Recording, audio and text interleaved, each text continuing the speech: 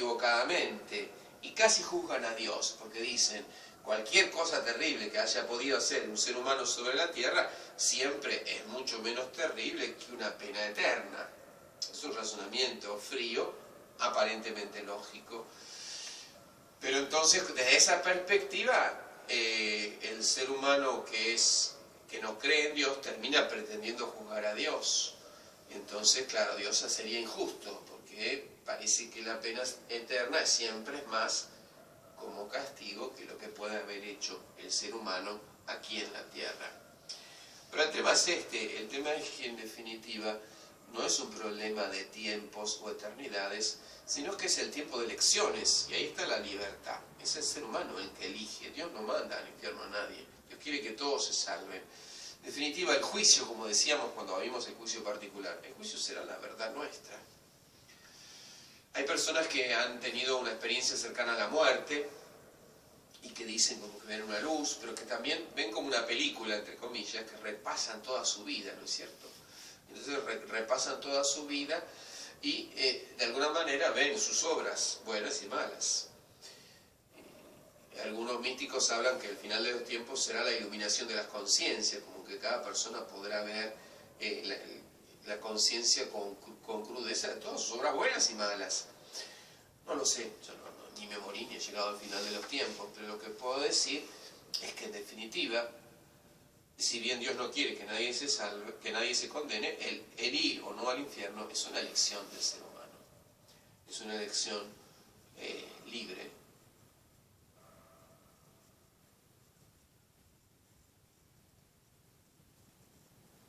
Y en este sentido me parece claro también un texto evangélico que es muy importante. En Mateo 25:31, Mateo trata de representar el juicio final, cuando el Hijo del Hombre venga en su gloria acompañado de todos sus ángeles.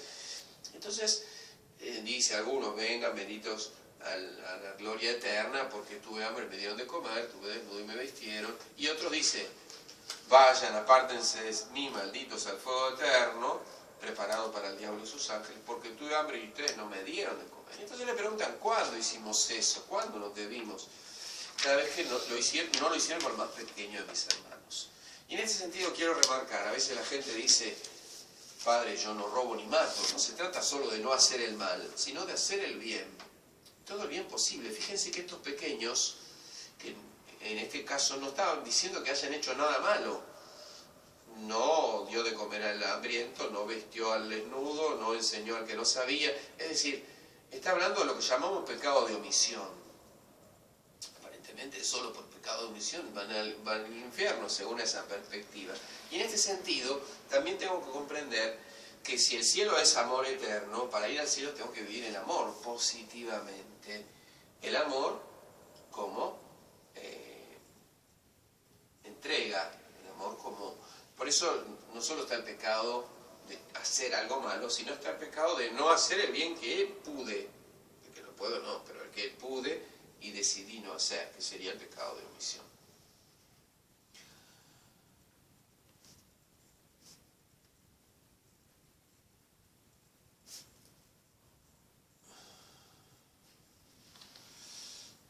Algunos autores quisieron mitigar todo el tema hasta la eternidad del infierno, pero es clarísima todo el magisterio, la misma escritura. San Agustín sale en defensa de la infinita duración de las penas del infierno, porque está claro en la escritura, es muy difícil dar vuelta a lo que se dice con tanta claridad.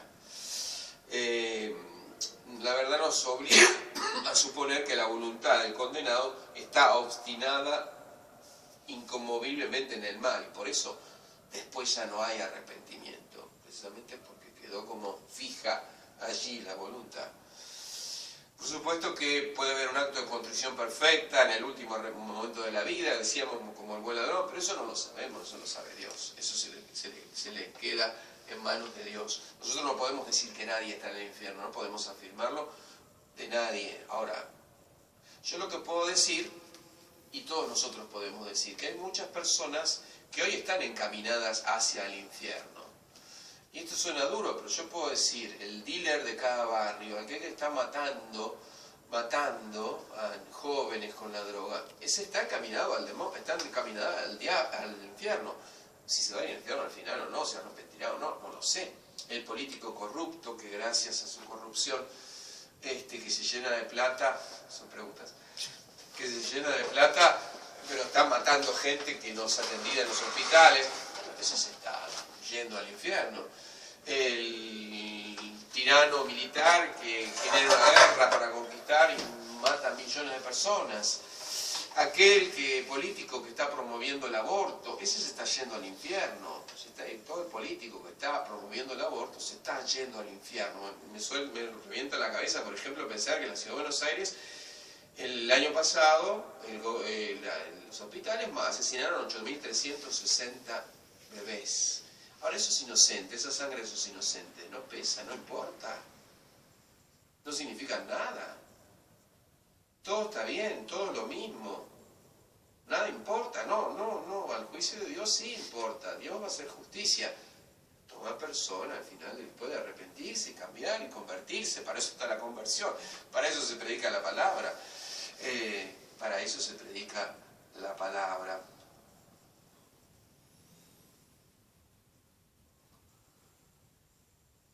Hay una pregunta que mandan: si alguien muere odiando a Dios, ¿cómo puede sufrir el no ver a Dios?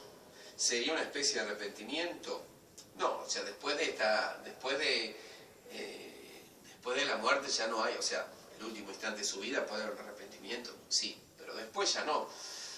Precisamente el que va al infierno es el que no está arrepentido, porque el peor pecador arrepentido Dios lo recibe siempre en su casa, como el hijo pródigo. El que está arrepentido Dios lo abraza. El que va al infierno es el que no está arrepentido. Un poco la paradoja es: si lo odia a Dios, ¿cómo va a sufrir no verlo? Bueno, es que en realidad estamos hechos para Dios. Entonces, decíamos el otro día respecto al cielo, que nuestra alma desea esa felicidad que nos la puede dar Dios. Entonces, el que está en el infierno comprenderá lo que se perdió. Aun cuando con resentimiento lo odie, comprenderá lo que se perdió y comprenderá el dolor de su equivocación. Tarde, pero lo comprenderá. Entonces, en este sentido sería un poco la respuesta a lo que se pregunta allí. Por eso digo que hay muchísimas personas que uno puede decir, sin juzgar, pero puede decir en términos generales, se está yendo al infierno. Una persona que trafica droga y que está matando a miles de jóvenes en un barrio, él se está yendo al infierno. No digo que se va a ir, porque no lo puedo decir. Dios quiere que todos se salven y yo también quiero que todos se salven y quiero que se arrepienta. Ahora, la libertad de él decidirá si se arrepiente o no se arrepiente de sus faltas. Y en este sentido, por eso es importante no jugar con el pecado. O sea, si necesito confesarme, me confieso, estar realmente arrepentido, no estar un poco sí, un poco no, sino tendría bastante sentido un poco todos. ¿Cómo sé cuándo me voy a morir? Nadie sabe ni el día ni la hora. Por lo tanto, se trata de estar preparado siempre. Fíjense que importante en el número 1037 lo que dice el catecismo. Dios no predestina a nadie a ir al infierno. Para que eso suceda es necesaria una aversión voluntaria a Dios, un pecado mortal, y persistir en él hasta el final. El mismo San Pedro, en la segunda carta de San Pedro 3, capítulo 3, versículo 9, dice que Dios quiere que nadie perezca, sino que todos lleguen a la conversión. Esa es la perspectiva divina. Eternidad, y la otra nota o característica, propiedad del infierno, es desigualdad. La cuantía de la pena de cada uno de los condenados es diversa según los diversos grados de su culpa. Así como decimos que en el cielo también hay diversos grados de gloria, en el infierno también hay diversos grados de pena. No es lo mismo alguien que hizo toda su vida, todas las monstruosidades posibles, que otro que hizo menos o otro menos que menos. Evidentemente, también allí hay justicia. Este es el tiempo de la misericordia, después viene el tiempo de la justicia, y la justicia es justicia. Dios derrama toda su misericordia, pero solo la recibe el que quiere recibirla, y el que no quiere recibirla, no la recibe. Eso no quita nada a la misericordia de Dios, porque la misericordia de Dios es infinita. Pero la misericordia de Dios es infinita simultáneamente con su justicia. Había una santa que decía que, pero ¿cómo? Si Dios es misericordioso, ¿cómo puede haber algunos en el infierno? Y entonces le decía, hasta ahí también hay misericordia, porque reciben menos de lo que debieran. Con esto que quiero decir, bueno, hay una desigualdad, ¿no? En la cuantía de la pena de cada uno de los condenados es diversa según los diversos grados de su culpa, dice la teología. San Agustín dice, la justicia exige que la magnitud del castigo corresponda a la gravedad de la culpa.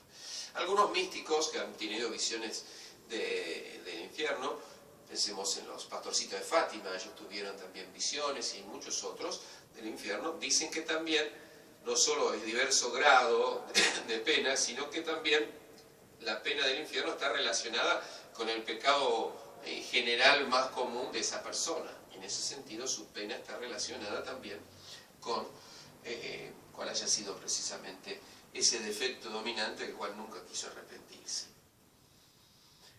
Suena muy duro, suena muy triste, pero creo que está bueno decirlo, porque no se dice habitualmente hoy esto, no se habla del infierno. En una época se habló demasiado, insisto, en una época se habló demasiado sobre el infierno, y mucha gente vivía, los católicos vivían casi con miedo. Vivir desde la culpa, vivir solo en función del pecado, o vivir pensando más en zafar del infierno que en ir al cielo, creo que eso fue un error. Pero ahora estamos más cercanos a la apocatástasis de Orígenes, es decir, todos se salvan, todo es bueno, da lo mismo hacer el bien que el mal, como dice el Chango Cambalache. Bueno, no es todo lo mismo. Precisamente, aunque no veamos la justicia en este mundo, sí habrá justicia, y ese juez nadie lo puede coimear, ese juez nadie lo puede doblegar. Será la justicia de lo que cada uno eligió, en nuestra propia libertad, en nuestra libertad. Y esto es lo fundamental. No tenemos que tener la perspectiva del infierno, tenemos que tener la perspectiva del cielo.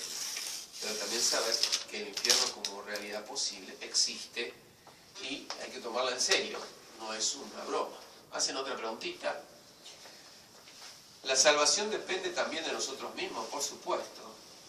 Dios nos da la salvación, es un regalo, por eso le decimos gracia, es gratuita.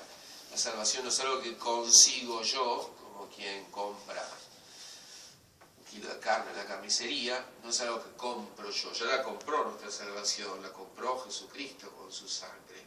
Ahora, la salvación se me ofrece, esa es la misericordia, se me ofrece, se me regala, pero depende de nosotros aceptarlo. Si a vos te hacen un regalo, esa es la parte del otro, que te quiere y te hace un don. La salvación es un don de Dios, pero ese don se acepta o se rechaza. Y ahí está un poquito la libertad. Depende de nosotros, claro, depende totalmente de nosotros. Es un don divino, depende de Dios, Él nos salvó, no podemos salvarnos a nosotros mismos. Ahora bien, el recibirla o no es nuestra libertad. Había una parábola que leímos el otro día, que era la parábola de los invitados al banquete. Bueno, es lo mismo.